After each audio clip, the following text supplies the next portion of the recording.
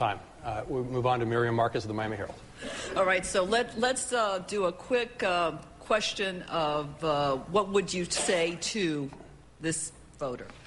Stimulus, we've talked about.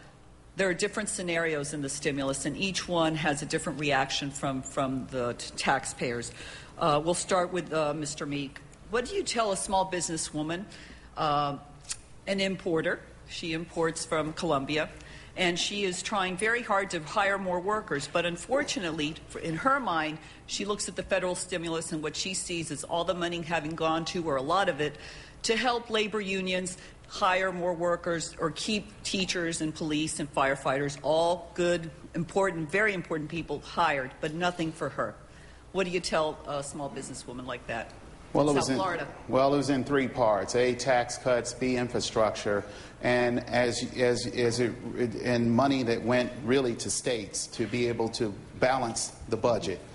We look at these projects that are ongoing. Some small businesses have been able to take advantage of it. Some small business individuals have received a tax cut from the stimulus plan. The stimulus is the past. The future is right now in the United States Senate. Someone appointed by the governor and someone that's a member of Mr. Rubio's party, Senator Lemieux, did not lift a finger to move the jobs bill forward or the small business bill forward in the United States Senate. And the bottom line is this: if Marco Rubio was the United States Senator, he would have voted against the stimulus. He wouldn't have had a proposal because he wouldn't have been able to get it up in the Senate. The real issue is this: someone who is willing to take on those issues. For that small businesswoman or businessman, I am there for them. That's the reason why I stand up for tax cuts for small businesses, and I look forward to doing that when I become the next United States Senator. But you look at the stimulus. The stimulus was to help start infrastructure projects, help start green initiatives, help start, give tax cuts to Floridians so that they can put groceries in the refrigerator, and also make sure that we provide a baseline for the government to be able to carry out the services that not only that business person, but other people in other communities will be able to take advantage of: police, fire, and teachers. Mr. Rubio, you're next. What would you tell a hotel worker who is cleaning rooms, and her husband has been in construction for the last 10 years, and he's lost his job the last 18 months, and they're counting on that unemployment extension? It's part of the stimulus money. And all she thinks about is, well, Mr. Rubio just wants to extend tax cuts, but not worry about those who are already unemployed. Well, two things I would say. The first is that that's not an accurate reflection of what my position has been in the past. I have said with unemployment benefits that they should be extended. We should just pay for them, as has been proposed by some in Congress. Identify some area in the budget. So where would that be? How about unspent TARP money or unspent stimulus money? There's all sorts of money all over the budget that has not yet been spent, that's already added to the debt. Don't double add to the debt, or find savings. I don't think anyone would argue that you're not going to be able to find savings after the spending spree that this administration's gone on over the last 18 months. They have grown the national debt by $3 trillion over the last 18 months. It's an atrocious number, which leads me back to a point that was discussed earlier in the choice. Michael, you asked a question about choosing between tax cuts or spending reductions. That's a false choice, and I'll tell you why. The reason why our debt's growing in America is not because Americans are not paying enough in taxes. The Obama administration and the current congressional leadership have proposed a budget that, if you extend it out over 10 years, has massive tax increases, but it also has massive spending increases. They are so massive that they will double the national debt by the middle of this decade and triple it by the end of it, where over $900 billion a year, maybe even $1 trillion, will be borrowed every year just to pay the interest on the debt. Half of that interest will go overseas to China and bondholders elsewhere. No generation of Americans has ever done this to their children. Mr. Crist. Hi. Hi. So what would you tell a doctor who treats Medicare patients, and he's looking at the stimulus money and going, you know, all this, there has been no help for me, and meanwhile Congress has gone ahead and passed health care reform, and my Medicare payments have not grown in the last X many years, and every year Congress decides to postpone the inevitable vote to try to contain those costs? What would I tell that doctor? That you need to send an independent to the United States Senate, because otherwise you're going to end up with either a hard-right Republican or a hard-left Democrat who can't find the middle ground if it's stared them in the face. This is the problem with Washington. This is the problem with Washington, D.C., not being able to get things done. They are stuck in gridlock. They can't get together. If either of these two guys go to Washington, they're going to get in their corner when they get there, and they're going to fight everything that makes common sense that needs to be done to help the doctor, to help the hotel worker, to help all of the people in Florida. Though, I mean, that's a good talking point on independence, but how would you deal with the issue of Medicare payments? I mean, that is a recurring issue. Yeah, by working with the other people in the Congress for a common sense solution to get things done for the American people. That's what's frustrating the people who are watching tonight. All they hear from Washington is, we got to do it either our way or you got to take the highway. You know, it happened with health care, with Obamacare, which I oppose. And what happened is that the Democrats, unfortunately, just rammed the thing through. You know, that's what Mr. Meek voted for. What we have to do is say, look, you know, we need to do what's right for the people. You know, the president started out, Miriam, originally saying, I'm going to work across the aisle. I'm going to reach across the aisle and make sure that we get everybody involved in these solutions that matter to the people of America. It hasn't happened. It needs to happen.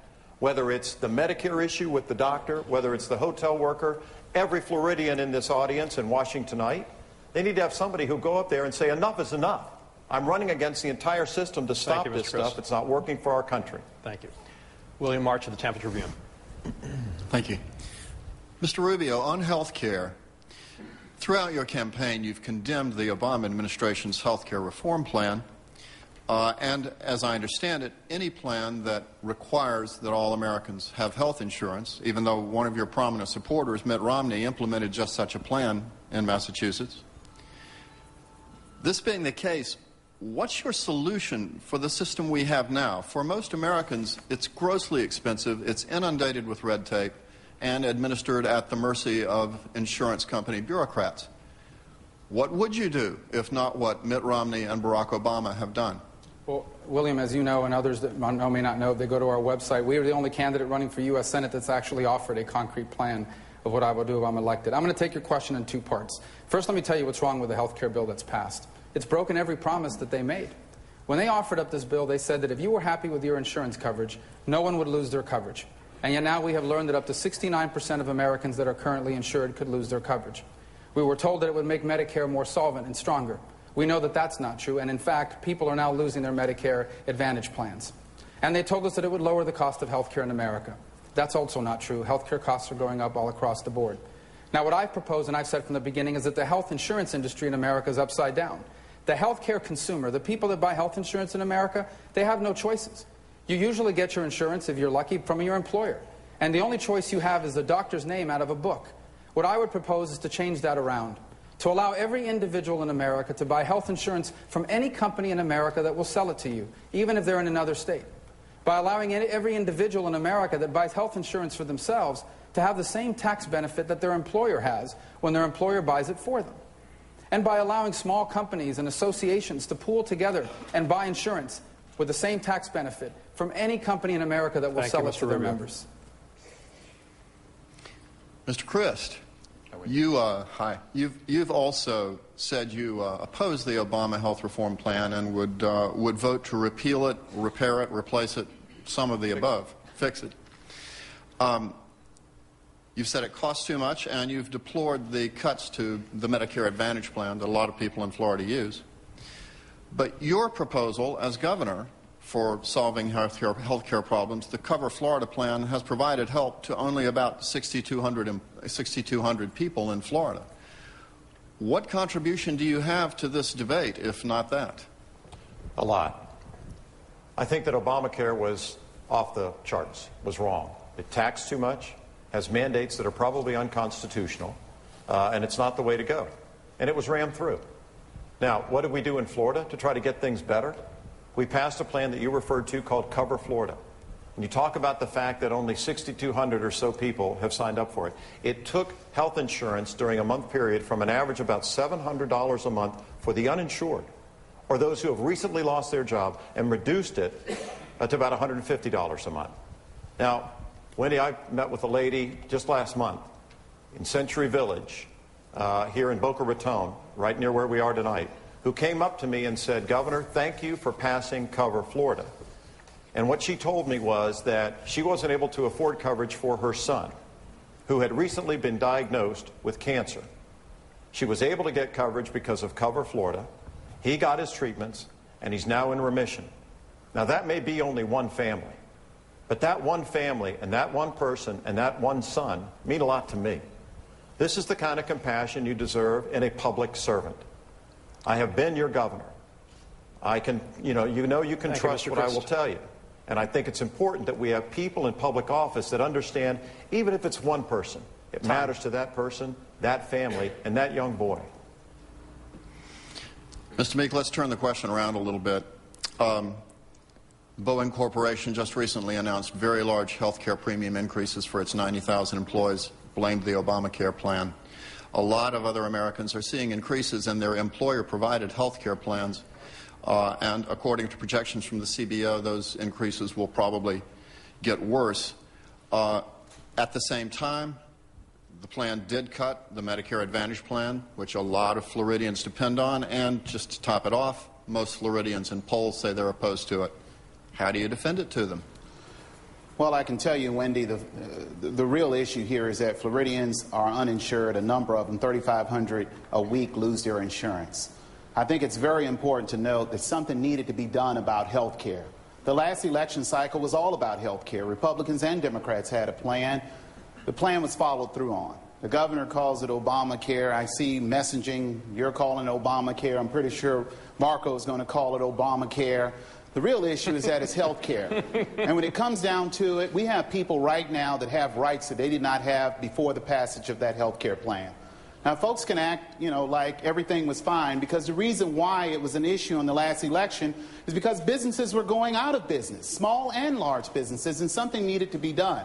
I can tell you right now, when it comes down to Medicare, it's done more to help Medicare take away from insurance companies. And right now, insurance companies are playing chicken with Floridians and Americans. Yes, they want to jack up premiums and co-pays right now. What was the excuse last year? And the year before that? And the year before that? So the bottom line is the next United States Senator, which I believe will be me, has to be someone that will stand up against these special interest companies and not cave into them. And I'm just shocked to hear, now the new lingo from the governor talking about Obamacare. I wonder if he said that to the president when he was walking with him on the beach. Thank you, I think it's important to know that you got to have a leader that will stand up regardless of what the poll says when it comes down to standing up for Floridians. I mean, it is really mind-boggling to me how, Governor, you can stand there and start throwing out accusations saying, "Oh, Obamacare," and Governor, I will give you a very quick rebuttal to the attack. Thank you. When we were on the beach, we were protecting Florida, and that's what I talked to him about. But you're for offshore oil drilling. I didn't interrupt you. You're for offshore oil drilling. No, I'm not. I'm opposed to it. He's the guy that wants offshore oil drilling. Now you are. You got him now confused. You are. I don't know. I mean, you were with Sarah Palin a couple of years ago saying drill, baby, drill. I never said drill, baby, drill. You were clapping. I was there to support my friend John McCain. Well, okay. I will interrupt you both here because we need to go to a break. We're going to take a very quick break before we start another round of questions for the candidates. Campaign 2010. Before you vote, we'll be back in just 2 minutes. Please don't go away.